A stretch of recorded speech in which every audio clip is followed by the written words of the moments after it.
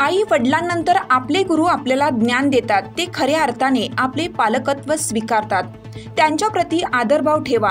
Medical शिक्षण फार अवघड नाही, पण सोपेही नाही। मात्र आपल्या आत्मविश्वासाद्वारे आपल्याला भविष्यात काय व्हायचे ते आजच ठरवा। मी जरी मंत्र्यांची नात आणि आमदारांची मुलगी असले तरी अभ्यास हा करावाच लागतो, त्याशिवाय दुसरा मार्ग नाही। मी ग्रामीण भागातील असून तुम्ही न्यूनगंड बाजूला सारून मेडिकल क्षेत्रात या यशाची तुमची वाट पाहत आहे, असे प्रतिपादन डॉक्टर मधुरा पिचड यांनी केलं। नुकताच MBBSचा निकाल लागला, त्यात माजी आमदार वैभव पिचड यांची कन्या कुमारी मधुरा विशेष प्रावीण्य मिळवून उत्तीर्ण झाली।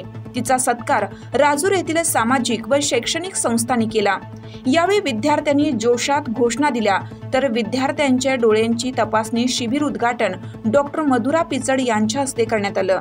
या शिबिरात 300 विद्यार्थ्यांनी नेत्र तपासणी करून घेतली। कार्यक्रमास आदिवासी उन्नती सेवा मंडळाचे अध्यक्ष भरत घाणे, उपाध्यक्ष CB भांगरे, स्वामी समर्थ शिक्षण संस्थेचे सचिव बापू काळे, उपसरपंच संतोष बनसोडे, योगेश महाले, मुख्याध्यापक विलास महाले, प्राचार्य कैलास तेलौरे, प्राचार्य Vidhachandra Satpute, Bharat Ghorpade, doctor Wasnik, doctor Kadlag, doctor Rahul Phadke, Sandeep Shette उपस्थित होते। तर कार्यक्रमाच्या अध्यक्षा माजी सरपंच व गगनगिरी महाराज प्रतिष्ठानच्या अध्यक्षा सौ हेमलता पिचड होत्या।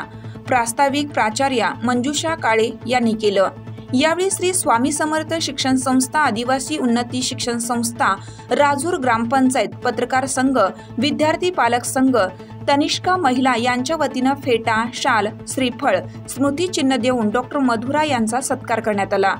यावेळी ढोल, ताशा, झांज, लेझिम यांच्या निनादात विद्यार्थिनींनी जल्लोष केला।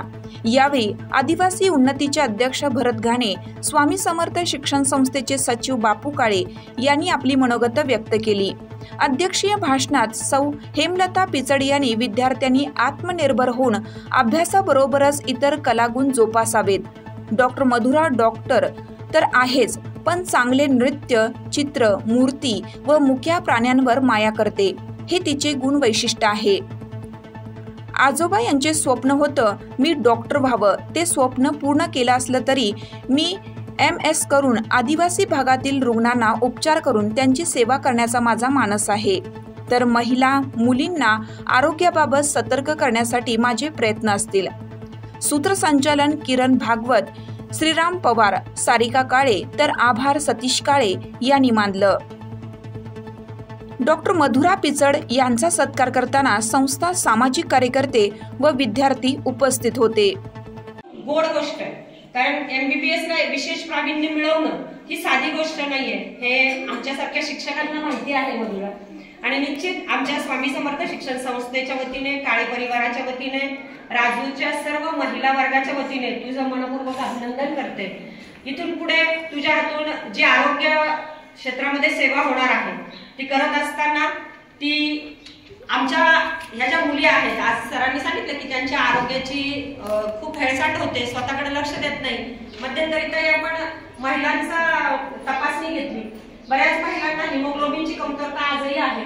आणि हे सगळं डोळ्यासमोर ठेवत असताना आपल्या आजोबांचा जो वारसा आहे, राजकीय असेल, सामाजिक असेल, शैक्षणिक असेल, तो निश्चित तू पुढे नेशील, कारण जे क्षेत्र तू निवडलेलं आहे ते एक सेवेचं क्षेत्र आहे आणि शिक्षण हे सुद्धा सेवेचं क्षेत्र आहे। तू जी सेवा करणार आहेस, अबालवृद्धांची, गोरगरिबांची, श्रीमंतांची, सर्वांचीच, पण ती करत असताना तुझा जो वारसा आहे तो तुला लाभलेला आहे। आणि मला आठवत आहे की तुझा लहानपणीचा फोटो आमच्या सरांनी छापला होता साहेबांबरोबर, आणि तो इतका गोड होता आणि आजही तू तितकीच गोड आहेस। निश्चित आज आजीला, आजोबांना, वडिलांना अभिमानाचा क्षण आहे। आज जेव्हा निकाल लागला असेल त्यावेळेस मुलांना सांगायला आनंद होईल की डॉक्टर क्षेत्रामध्ये नंबर लागणं हे अत्यंत अवघड आहे। तुम्हाला मी मगाशीच सांगितलंय की अत्यंत अवघड असं काम की जे तिने पूर्ण केलेलं आहे। तर आपण सगळेजण पुन्हा एकदा तिचं खूप खूप अभिनंदन करूया, 3 टाळ्या वाजवूया।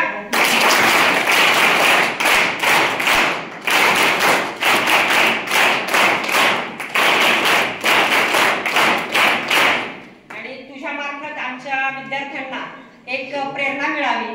आज तुझा या ठिकाणी सत्कार यासाठी ठेवला की पुरस्कार प्रेरणा प्रेरणा देतात आणि प्रेरणेने राष्ट्र मोठं होतं. तुला जे यश मिळालंय त्यामध्ये आमचा एक काय म्हणतात सन्मान असावा तुझ्याकडे, कारण सगळेजण सत्कार करतील पण जर घरचा सत्कारच झाला नाही तर तो सत्कार होत नाही. त्यामुळे राजूरकरांच्या वतीने स्वामी समर्थ शिक्षण संस्थेच्या वतीने आमच्या विनंतीला तू मान देऊन या ठिकाणी आली. ताईंना जिना चढता येत नव्हतं, ताई दिलगिरी व्यक्त करते कारण खरं आमच्या लक्षातच आलं नाही ते. नवीन इमारत पूर्ण झाली आहे ताई, ती तुम्ही पाहावी ही एक डोक्यात संकल्पना होती. अजून उद्घाटन व्हायचंय ताई, साधारण एप्रिल किंवा जून मध्ये या इमारतीचं उद्घाटन असेल, लोकार्पण सोहळा असेल. निश्चित त्यावेळेस आपण या ठिकाणी असालच. आपल्या आशीर्वादाने हे जे संकुल आहे हे मोठं होत असताना अजूनही यापुढेही आपले आशीर्वाद असेच आम्हाला लाभो अशी स्वामीचरणी प्रार्थना करते. पुन्हा एकदा मधुराला खूप शुभेच्छा देते आणि थांबते.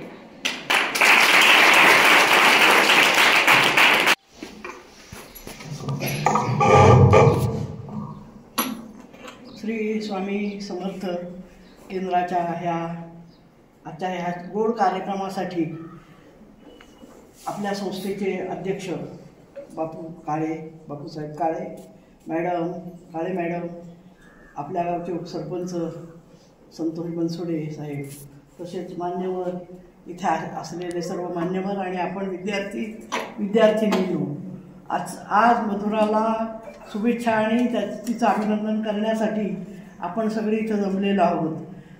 बापूंच्या डोक्यात कायम पुढं एक कार्यक्रम कसा पुढं न्यायचा हेच असतं डोक्यात.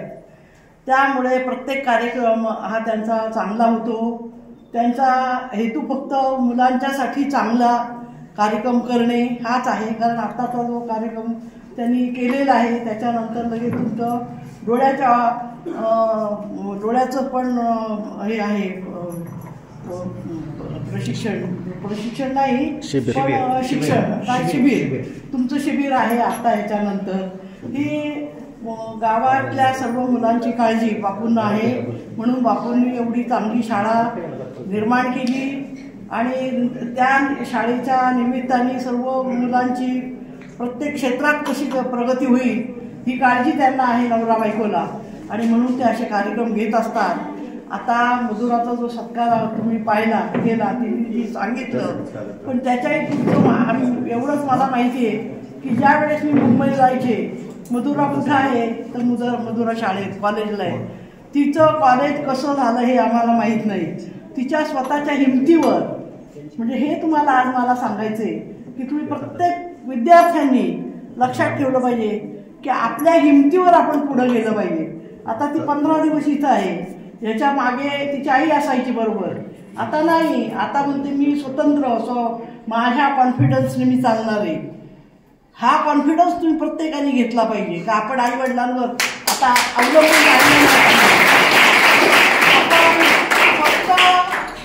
आपण फक्त त्यांची काळजी घेतली पाहिजे. आपल्याला कर्तव्य दिलेलं आहे, आपल्याला शिक्षण गुरु देतात, आई वडील देतात, परंतु ते फक्त कर्तव्यापुरतं आपण त्यांच्याबरोबर राहायचं, आपण त्यांच्यावर भार टाकायचा नाही. जसं मधुराने केलं तसं. ज्यावेळेस मी जायची मुंबईला, आम्ही 8-15 दिवस जाते कधीतरी. मधुरा कुठे आहे? कॉलेजला आहे. मधुरा तुम्हाला सांगते वडील आमदार आहेत, पण तिने वडिलांचा काहीही भाग घेतला नाही. स्वतः 10वी झाली, कॉलेजला तिच्या वडिलांनी तिला प्रवेश मिळवून दिला. तशी जी 5 वर्ष ती कॉलेजमध्ये जाते, ती कोणाचा ड्रायव्हर घेते का चालली. पूर्वी जवळ शाळा असायच्या तर गाडीने जायची, बसनी. आता तिला नवी मुंबईत तिथं जावं लागतं, तर ती ड्रायव्हर घेतला का चालली. आई नाही, वडील नाही. आपल्या स्वतःच्या हिमतीवर तुम्हाला सांगायचं म्हणजे आता तिचा रिझल्ट लागला तर डोळ्यात पाणी आलं. मी पास होते का नापास होते ह्या भीतीने, पण आनंदाश्रू जेव्हा ती रिझल्ट लागला तेव्हा तिचा जीव भांड्यात पडला, गळगळा डोळ्यात अश्रू आले. कारण हे आनंदाश्रू असतात, परंतु त्याच्या मागं कितीतरी जळणं असतं, कितीतरी तपश्चर्या असते. तेव्हा तुम्हाला सांगायचं म्हणजे एवढा अभ्यास करून वेळेत खाणं नाही का काही नाही, नुसता अभ्यास. ही पुस्तकं एवढी तुम्हाला जर पुढं मोठ्या शाळा कॉलेजात जायचं असेल तर पुस्तकं एवढी अशी पुस्तकं घेऊन रात्रंदिवस लिहित बसायची. तर परीक्षा यायच्या अगोदर ती अशी पडली, बेशुद्ध होऊन, मग मुलांनी नेलं तिला शाळेत. म्हणजे हे पण तिच्यावर प्रसंग आले. तर तिला दवाखान्यात नेलं. इतका तिचा अभ्यास करून करून ती फार बेशुद्ध होऊन पडेपर्यंत अभ्यास केलेला आहे. तेव्हा हे यश तिला प्राप्त झालेले. काही कोणी मंत्री आहेत साहेब किंवा मी मग सरपंच आहे, आमचा काही तिला उपयोग नाही झालेला. वडील आमदार, वडिलांना कुठं वेळ आहे? वडील 1-2 दिवस मुंबईत चालले का चालले परत इकडं. तिचं तिन्ही स्वतःच्या हिमतीवर, आता पण ती म्हणते मी कोणावर अवलंबून राहणार नाही, मी कॉन्फिडन्स माझा स्वतःच्या हिमतीवर मी सगळं करणार. ती एकटीच आता राहते. आई वडिलांना नसले काही फरक पडत नाही. तिचं काम आणि ती. आणि हेच तुम्ही लक्षात घ्यायला पाहिजे का आपण आपला भार आपल्या आईवडिलांना टाकायचा नाही. गुरुजनांचं सगळं ऐकायचं. आईवडिलांचं कर्तव्य आहे आपल्याला. आईवडिलांना कुटुंबात राहताना आपल्याला कर्तव्य पार पाडायला लागतात. पण त्याचबरोबर आपलं ध्येय आणि आपण याच्यासाठी खूप मेहनत घ्यायला पाहिजे. इतकी मेहनत घ्यायची का आपल्याला ते यश मिळालंच पाहिजे. या हेतूने आपल्याला काम करायचे आहे. आयुष्यात आपल्याला कोणाकडे बघायचं नाही. आपलं ध्येय ना आपण आणि आपलं कर्तव्य. आपल्या घरात आई वडील आहेत, आजी आजोबा आहेत, घरातले भावंड आहेत, यांची कर्तव्य करायची. पण कुणावर आपला भार टाकायचा नाही. आपण स्वतःच्या हिमतीवर आपण सगळी कामं करायची. आपलं ध्येय गाठायचं. तुमच्यातला प्रत्येक मुलगा काही ना काही आज डिग्री घेतल्याशिवाय राहणार नाही, एवढी मला खात्री वाटते. आणि तुमच्या शाळेला मी पुन्हा सरांना मॅडमना शुभेच्छा देते की असेच आपले कार्यक्रम पुन्हा पुन्हा व्हावेत. मुलांच्यामुळे मार्गदर्शन चांगलं व्हावं आणि मुलांच्या आरोग्याची आपण काळजी घेता ही फार आनंदाची गोष्ट आहे. आपण शाळेला सहकार्य झालं पाहिजे, असं आपण वागलं पाहिजे. एवढं बोलून मी माझं भाषण संपवतो. कार्यक्रमाच्या अध्यक्षा मातोश्री आदरणीय हेमलता पिचड, या ठिकाणी या गावचे उपसरपंच, संस्थेचे कोषाध्यक्ष आदरणीय संतोषजी बनसोडे, ज्यांचा सत्कार होते त्या मधुरा, तुमची सगळ्यांची दिदी, तुमची आदर्श.